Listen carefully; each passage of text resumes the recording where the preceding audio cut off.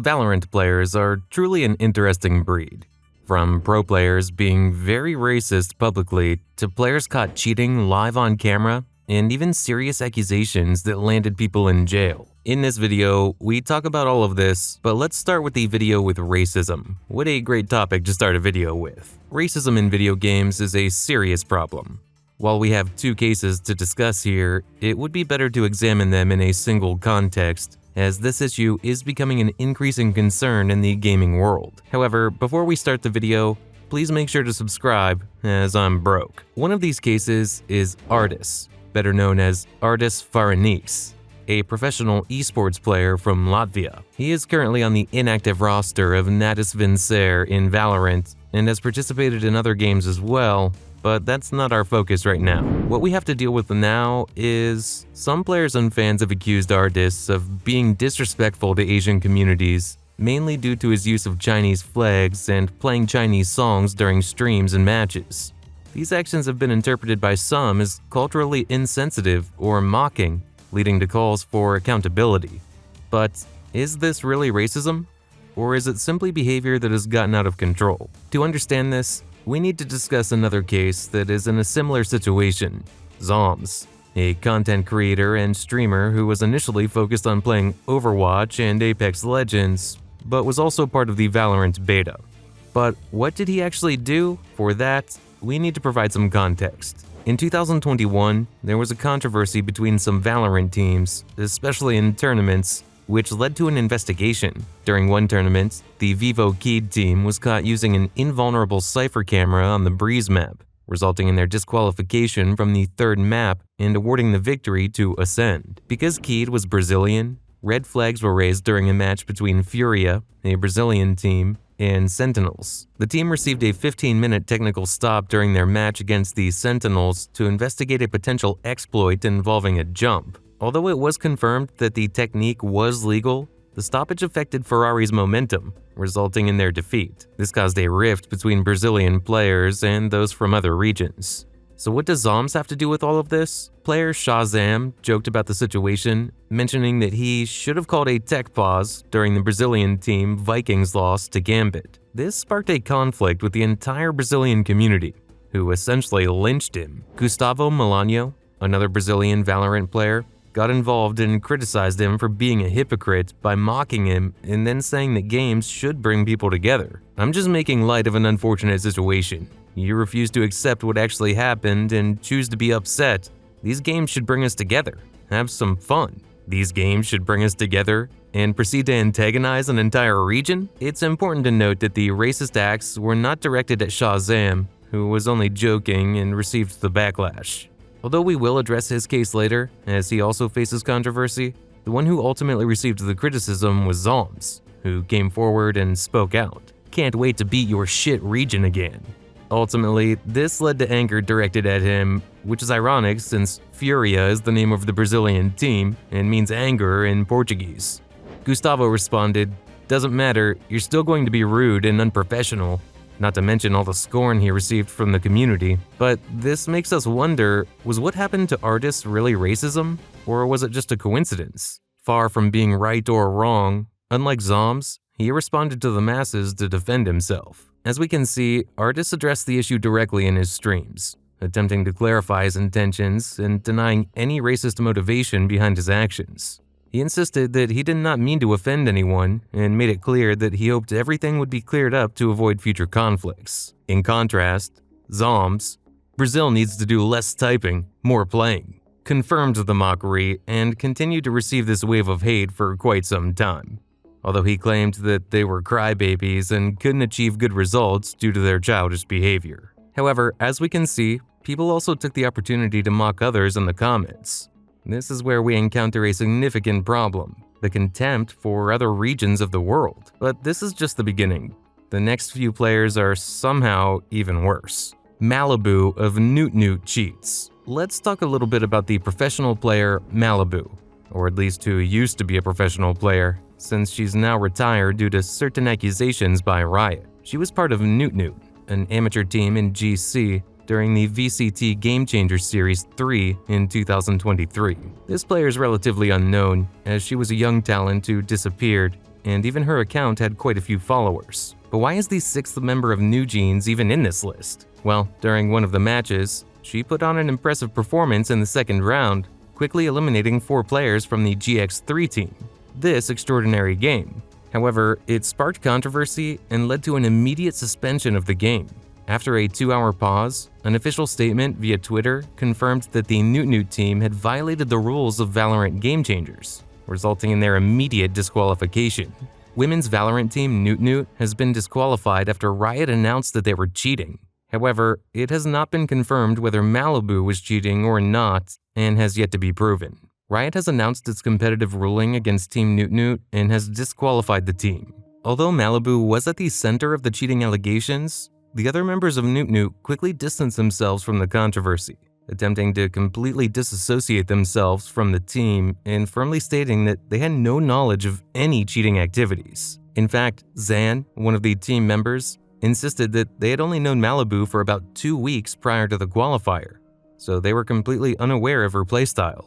This would mark the beginning of the significant controversy against both the team and the individual. The problem is that this was not the only situation involving the young player, as Malibu had already been sanctioned by Riot's anti-cheat team and was under an active hardware ban for her behavior, meaning that they had been keeping an eye on her since she joined the team. In order to circumvent this restriction and participate in the tournament, she used a new computer and a different account. In addition, she and another player, James Summertime Edwards, provided false information and an AI-generated portrait to AnyKey, Riot's identity verification program for tournaments. Despite this, no further evidence was presented to suggest that Newt's teammates were aware of Malibu's actions during the event.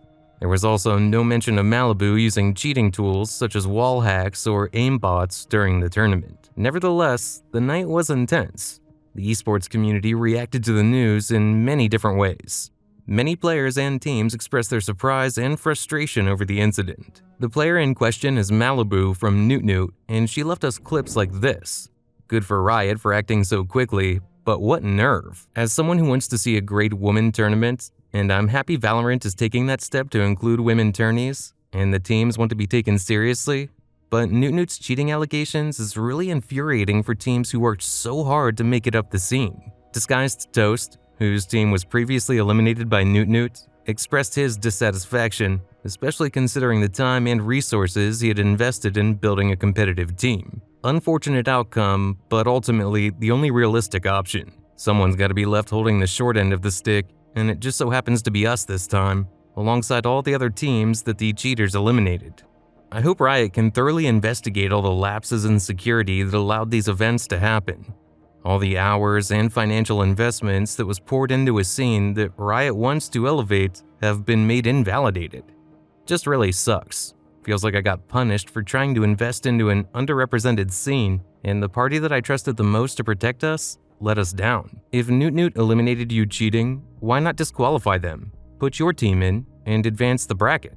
Newt played, cheated, against more than just DSG, which is why the situation is so much more complicated. You cannot say beyond a shadow of a doubt that DSG would have beaten any of the teams Newt also beat. That's why the tournament exists to begin with. The dark case of Sinatraa. It's time to move on to one of the darkest cases we're going to mention in relation to everything that's happened, that of Sinatraa, or Jay Wan, a well-known Valorant player who was involved in a controversy regarding the assault of his ex-partner, Cleo Hernandez. But how true can this be? It all started with a post from Cleo's account, which is currently completely suspended. But why is it suspended? There are several interesting aspects. In the letter she posted, we can see the following information. In summary, she recounts the 9 months of their relationship during which she was emotionally and by Jay, and how he manipulated her to make her appear unstable and to discredit any attempts at public denunciation. She describes how he mocked her, blamed her for problems, and distorted reality to make her feel guilty. Throughout their relationship, he allegedly made her feel trapped and dependent,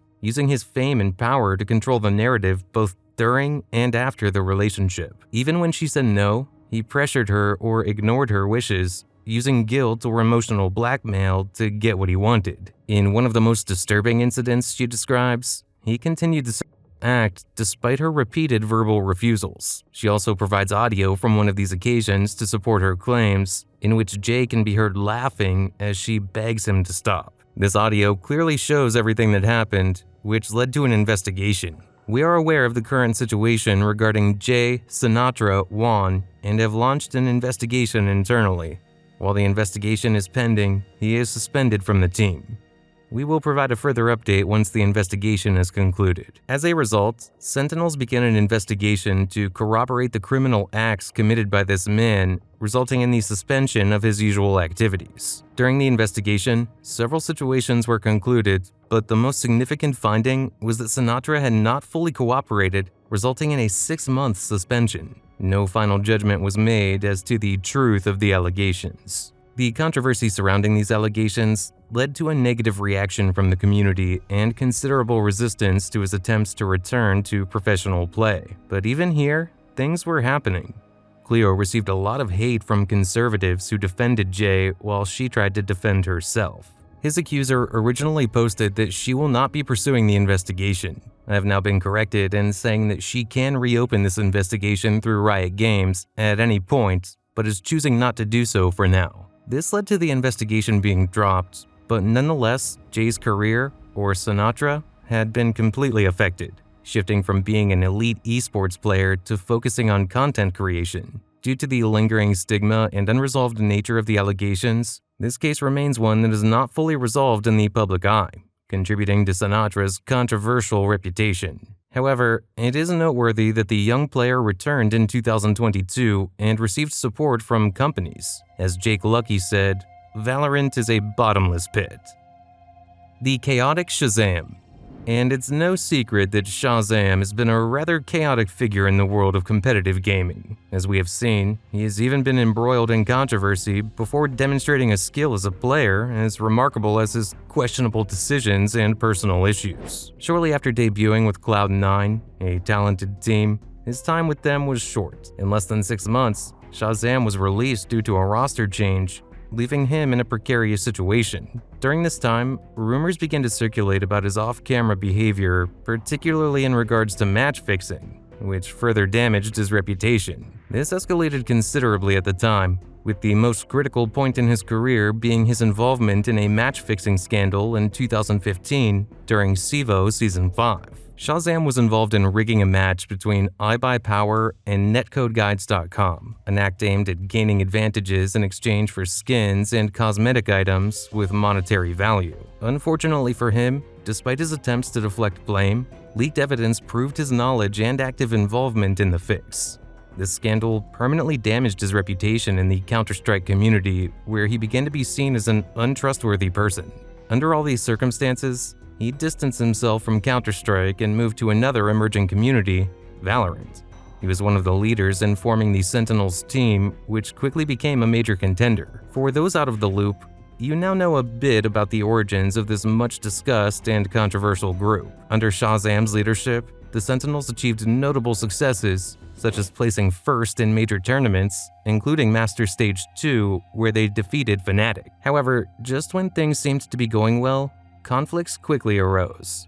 His personal problems came to the surface, as Shahzam was also hit by tragedy, such as the illness and death of his father just before an important tournament. In addition, the Sentinels faced problems when one of their teammates, Sinatraa, became embroiled in a controversy, as we recently discussed. With two individuals with troubled histories, it was logical that the situation would become complicated. But things got worse when Sinatraa was released from the Sentinels. Shahzam reacted in a way that many considered immature and toxic, receiving criticism of his character. While he remains a talented player, the controversies surrounding him over the years have affected his image and solidified him as a polarizing figure in the esports community. But if you think he was toxic, we haven't even talked about this guy yet. Wardell.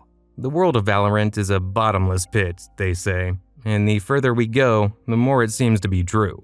To illustrate this, we have Wardell, or Mahu, who was a great player in TMS, but unfortunately has led his career to absolute destruction, all thanks to his behavior. On many occasions, he's behaved like a toxic player, blaming his teammates and not taking responsibility for his mistakes, which is completely reprehensible, especially to his teammates. One of the most egregious things he did was to break the unwritten code of honor established by the players: stream sniping. In this practice, he monitored Tarek's livestream, against whom he claimed as his only excuse that he asked for it. This makes him an extremely hypocritical person. No matter how competent he may be as a player, he often doesn't play by the same rules he expects others to play by. For example, he accuses others of stream sniping while playing with a friend who does the same thing. He's also criticized for being a bad teammate, blaming others when things go wrong, even though he is a professional. His career reached a point of growth and then fell because he wasn't very interested in teamwork and only wanted to stream instead of competing professionally. Because of this, he became one of the most hated figures in the Valorant world.